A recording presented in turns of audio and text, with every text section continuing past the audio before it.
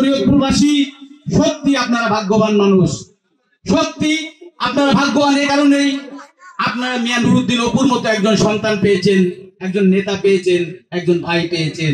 আমি সত্যি আপনাদেরকে এজন্য অভিনন্দন জানাই। আমি মিয়া নুরুদ্দিন অপু আজকে শরীয়তপুর বিএনপি পরিবারকে তথা শরীয়তপুরবাসীকে যেভাবে ঐক্যবদ্ধ করেছে সত্যি একটি বিরল ঘটনা। আমি দীর্ঘ 35 বছর রাজনীতি করেছি। আমি ছাত্র রাজনীতি করেছি, যুবদল করেছি, এখন বিএনপি ফরিদপুর বিভাগীয় দায়িত্বপ্রাপ্ত নেতা। আমি কিন্তু কখনোই এই শরীয়তপুরের বিএনপি পরিবারকে এমন ভাবে ঐক্যবদ্ধ দেখিনি যেটা মিয়া নুরুদ্দিন অপু করেছেন। এই জন্য আমি আমার বক্তব্য না বাড়িয়ে শুধু আপনাদেরকে এইটুক কথাই বলতে চাই, আপনারা যে সন্তান পেয়েছেন, যে সম্পদ পেয়েছেন, তাকে কোনোভাবে হেলাফেলা করে অবজ্ঞা করবেন না।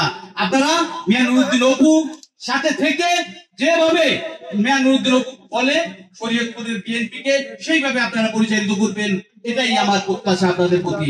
বন্ধুরা আমার, আমি আমার বক্তব্য না বাড়িয়ে শুধু একটি কথা বলবো।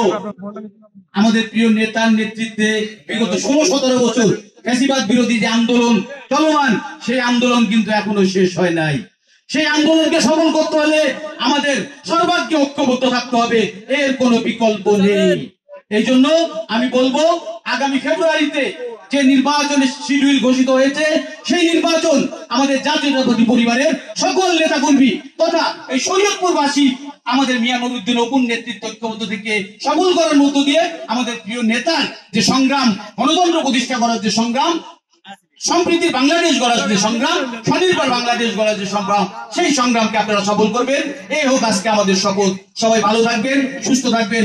আল্লাহ হাফেজ। বাংলাদেশ জিন্দাবাদ। শহীদ রাষ্ট্রপতি জিয়াউর রহমান অমর হোক। দেশ নেত্রী বেগম খালেদা জিয়া দীর্ঘজীবী হোক। আগামী বাংলাদেশ বিএনপির ভারপ্রাপ্ত চেয়ারম্যান জনাব তারেক রহমান জিন্দাবাদ, জিন্দাবাদ।